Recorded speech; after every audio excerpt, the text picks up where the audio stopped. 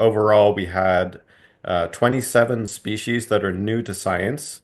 And in addition to that, we have another 48 species that are potentially new, which means we need to either collect some more specimens or do further study to determine if those are also new. But there's, at least 27 that are new to science. And what's really shocking is that four of those are mammals, and most of those new species are vertebrates, meaning animals with a backbone. And those groups tend to be relatively well known compared to things like insects. But, discovering so many new species of mammals and vertebrates is, really incredible, especially in such a human-influenced landscape as Alta Maya.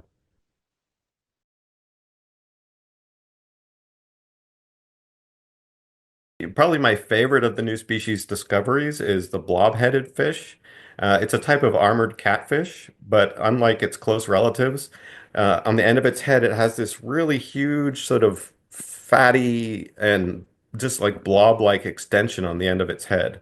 And the scientists have never seen anything like this, and really, it's a complete mystery as to what the purpose of this blob head is.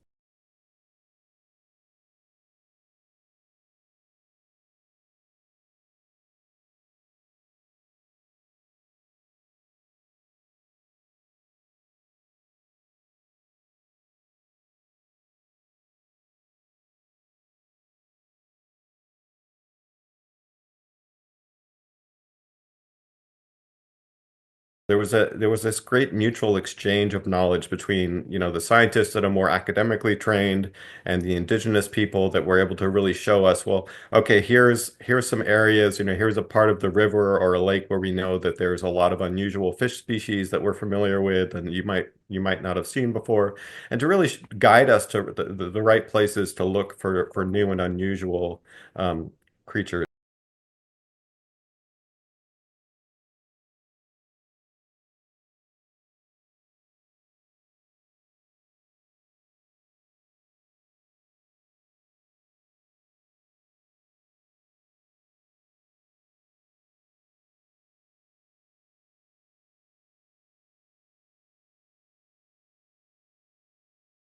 Unless there's action taken now to safeguard these places and to help restore parts of the landscape around them and build that corridor, there's a very high chance that they won't persist in the long term into the future.